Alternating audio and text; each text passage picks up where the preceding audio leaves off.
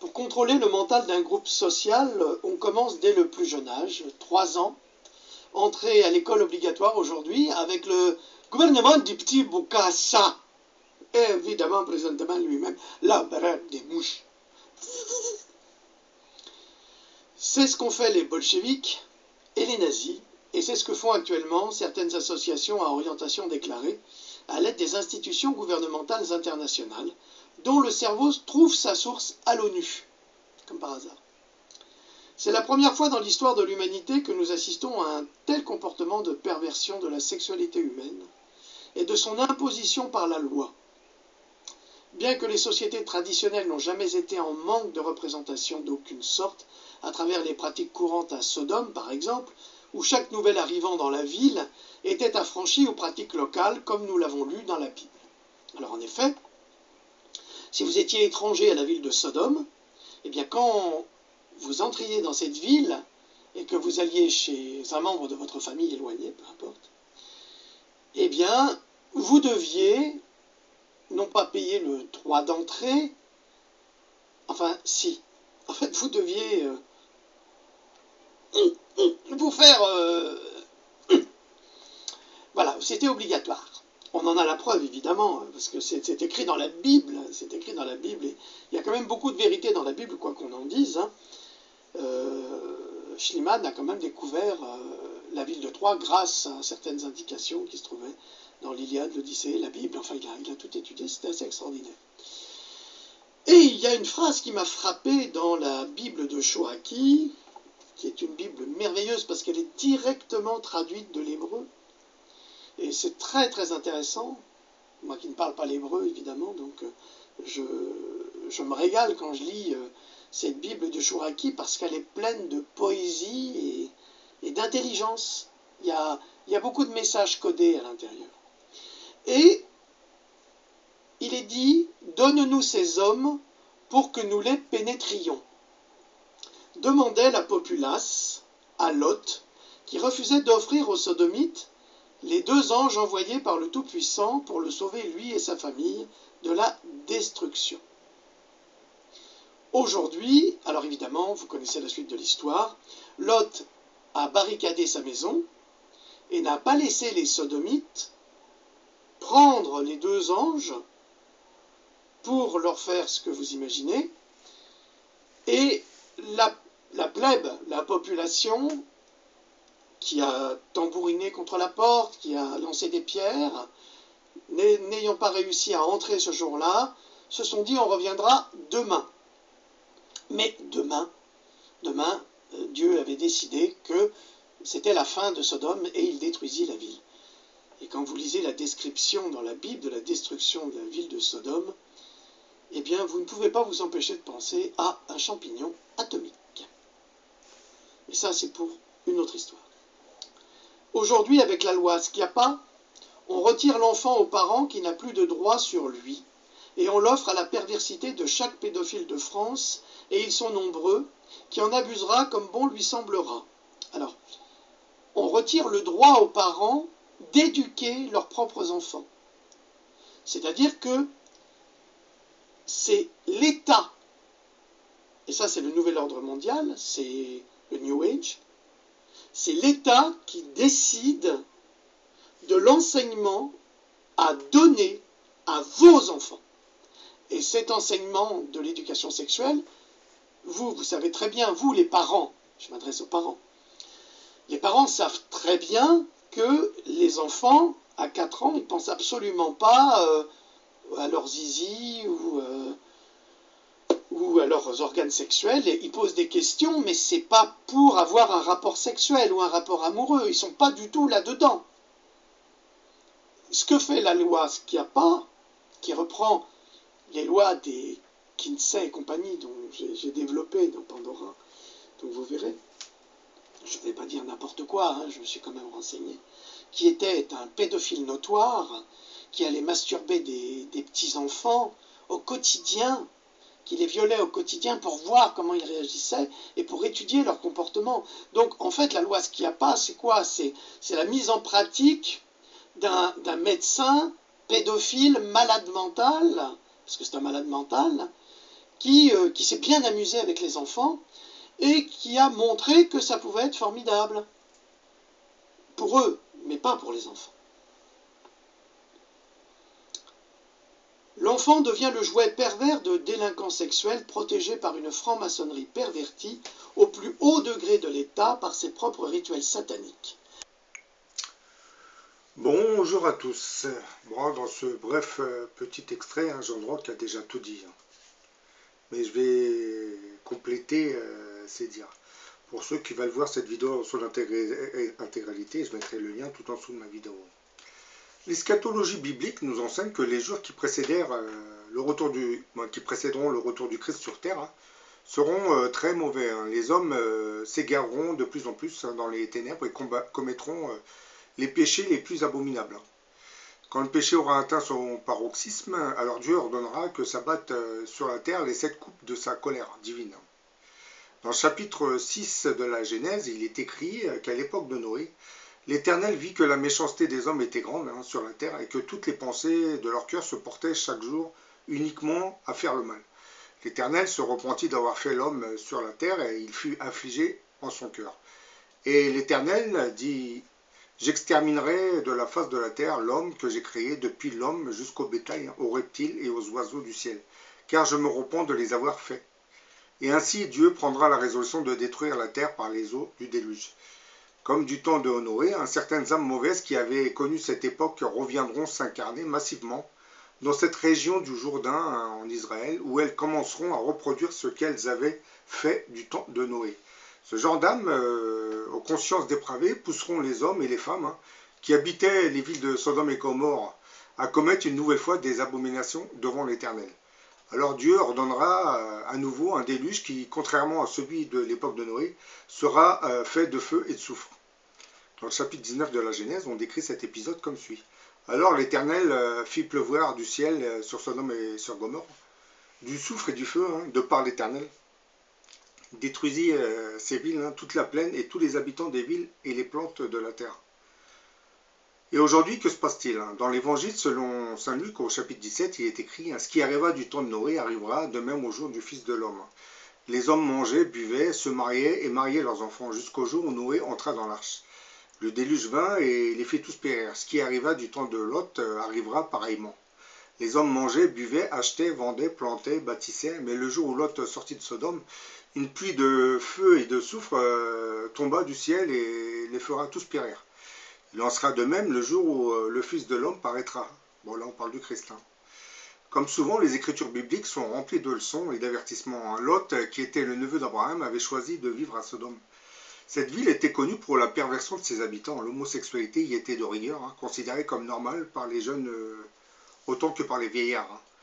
Ça, vous le retrouvez dans la Genèse, chapitre 19. Aujourd'hui, les doyens de la conscience franc-maçonne semblent adopter par le législatif la même attitude. Sur les 195 nations de notre monde, seules 72 considèrent cette pratique sexuelle comme répréhensible. En 2011, le Conseil des Nations Unies avait passé une résolution reconnaissant les droits des personnes LGBT surtout, et avait demandé à ce que tous les pays qui ne l'ont pas encore voté, qui n'ont pas encore fait voter des lois allant dans le même sens. Quand le neveu d'Abraham, Lot, était venu avertir ses gendres de l'imminence du désastre, ces derniers lui rièrent au nez, en s'imaginant qu'il leur racontait une bonne plaisanterie. La Bible nous dit que l'époque précédant le retour du Christ sera des moments difficiles et que nombreux seront les moqueurs pleins de railleries qui vivront au gré de leurs propres désirs et diront où est la promesse de son retour. Ça, vous le retrouvez dans le chapitre 3 de Pierre. Le sauvetage de Lot et des siens, tout comme celui de Noé et de sa famille, nous donne un aperçu de ce qui va se passer quelque temps avant le retour du Christ. L'apparition de l'Antéchrist sera l'un des événements majeurs qui nous annoncera que l'heure de la colère divine a sonné. Comme au temps de Noé et de Lot, notre société se caractérise de plus en plus par la corruption, l'immoralité, le rejet des valeurs chrétiennes et le désir d'appeler bon ce qui est mal et vice-versa. Mais Dieu offre toujours un moyen d'échapper à la destruction imminente ainsi que du temps pour réfléchir avant l'arrivée du jugement. Néanmoins, la promesse du retour de Jésus-Christ s'accompagne de la promesse d'un sauvetage de dernière minute. Les siens seront enlevés avant le jour du jugement qui s'abattra sur notre monde. Et ne vous ai-je pas dit dans certaines de mes vidéos que l'Antéchrist utilisera une technologie extraterrestre pour faire évacuer une petite partie de ce qui restera de l'humanité. Certains d'entre vous me poseront cette question: si Dieu avait détruit le monde de Noé, celui de Sodome et Gomorrhe, pourquoi ne serait-il pas intervenu contre Jérusalem qui, comme le précise ce chapitre 23, verset 14 de Jérémie, avait plongé aussi dans la décadence. Mais, je vous cite le chapitre 1, le verset. Mais dans les prophètes de Jérusalem, j'ai vu des choses horribles. Ils sont adultères, ils marchent dans le mensonge, ils fortifient les mains des méchants, afin qu'aucun ne revienne de sa méchanceté. Ils sont tous, à mes yeux, comme Sodome, et les habitants de Jérusalem comme Gomorrhe. Mais je vous ai déjà répondu à cette question. On ne peut pas dire que Dieu n'a rien fait, puisque le châtiment divin s'était manifesté une première fois par l'intermédiaire des armées du roi de Babylone, Nabuchodonosor, qui détruira Jérusalem et emmènera ses habitants en captivité une première fois.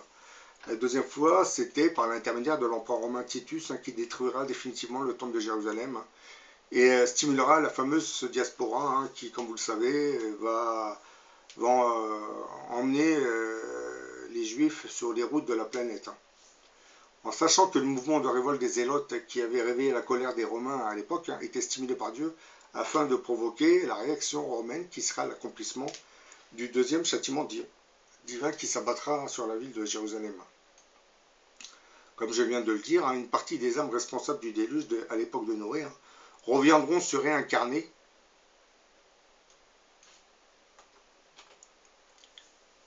dans les villes de Sodome et Gomorrhe, provoquant un deuxième cataclysme ordonné par Dieu. Aujourd'hui, ce genre d'âmes qui retrouvent dans notre monde les joies de la perversion qu'ils avaient jadis connues du temps de Noé et de Sodome et Gomorrhe, reviennent progressivement s'y incarner massivement. Vous les retrouvez parmi les groupes les plus réfractaires à l'ordre religieux. Et bien entendu, certaines de ces âmes habiteraient le corps de nos francs-maçons, qui, comme nous le savons désormais, s'évertuent à légaliser la perversion par le législatif. Prenez le cas de Marlène Schiappa et remontez l'histoire de ses vies antérieures grâce à l'hypnothérapie. Eh bien, vous retrouverez dans l'une de ses vies antérieures qu'elle avait très probablement vécu pendant le déluge de Noé ou celui de Sodome et Gomorrhe, si ce n'est pas les deux en même temps. Ce genre d'âmes seront toujours attirées par le côté perverse de la vie. La légalisation du mariage entre homosexuels et la théorie du genre, qui sera appliquée dès la rentrée 2018 dans les maternelles en France, serait en fait la résultante de l'influence de ce genre d'âme incarnée, réincarnée. Et que dire de l'association féministe ukrainienne, les Femen, qui avait réussi à ouvrir un QG français dans un théâtre parisien, alors que leur pays d'origine, l'Ukraine, les avait carrément expulsés du pays. Qui se cache derrière en fait ces filles ukrainiennes au sein nu. Pour qui tourne-t-elle, pour qui travaille-t-elle? Et là, je vous dirais, dites-moi, trouvez-moi pour qui elles travaillent et je vous dirai qui elles sont réellement. L'Église, l'industrie du sexe et le système patriarcal sont les trois ennemis de ces femmes aujourd'hui, comme vous vous en doutez. L'association qui avait été créée à Kiev en 2008 souhaite défendre les droits des femmes et lutter contre les inégalités et les violences que subissent les femmes. Et pour se faire entendre, ces jeunes femmes avaient trouvé un moyen assez pervers, c'est-à-dire montrer leur sein, même dans les églises, c'est pour vous dire. Dites-moi qui finance leur mouvement et je vous dirai pour qui elles roulent.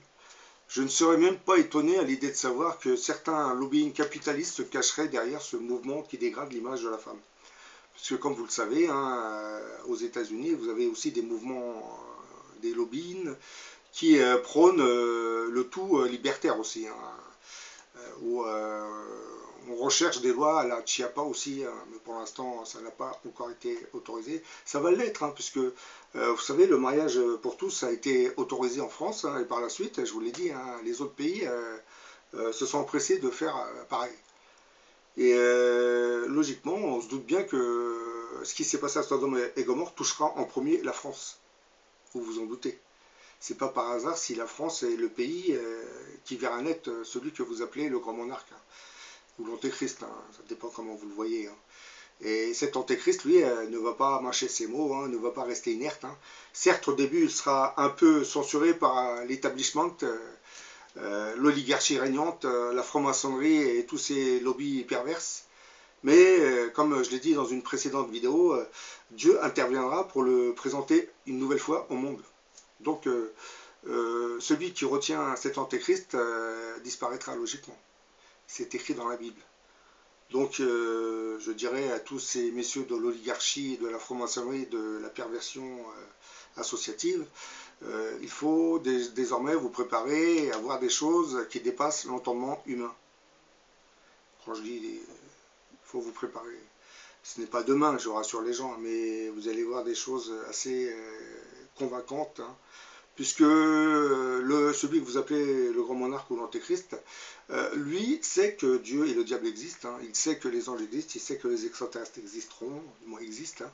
Donc lui, il ne va pas vous apporter la preuve que ces gens existent, puisque la foi ne fonctionne pas de cette manière, hein. La foi fonctionne, vous devez croire sans vraiment voir. Certains vont me dire, oui, mais le Christ a fait des miracles, hein. Le prophète de l'islam, le prophète de l'islam, il a fait aussi un miracle, hein, puisque l'islam contrôle la moitié, du moins le quart du monde, hein. Vous savez, un simple bédouin qui s'est réfugié dans une grotte a réussi à concevoir une religion qui s'est étendue jusqu'en Inde et de l'autre côté jusqu'en Espagne, pour ne pas dire Poitiers, hein. Donc ça aussi, c'était un miracle. Mais bon, le grand monarque, contrairement à ce qu'on pourrait croire, hein, et qui porterait le nom d'Antéchrist, hein, lui sera doté d'un pouvoir, hein, qui remplacera ces miracles, hein. Par contre, ces miracles ne seront pas de la même nature que le Christ. Lui, le grand monarque, l'Antéchrist, quand il fera des miracles, c'est pour détruire le camp ennemi, hein. Par exemple, avec le bâton qu'il aura entre les mains, c'est le bâton de Moïse, hein. J'ai déjà dit ça dans d'autres vidéos, le grand monarque va récupérer le bâton de l'alliance de Moïse, hein, et la table d'alliance, hein. Vous allez me dire pourquoi les Juifs ne l'auraient pas trouvé. Les Juifs se sont éloignés de la divinité et se sont rebellés contre Dieu. Vous pensez réellement que Dieu va leur permettre de retrouver cette arche? Soyons réalistes, hein. Si elle a été cachée par les prophètes, ce n'est pas par hasard, hein, parce que les prophètes eux-mêmes savaient que ce peuple était déviant et rebelle à Dieu. Donc cette arche d'alliance sera en fait retrouvée par les émissaires du grand monarque, hein.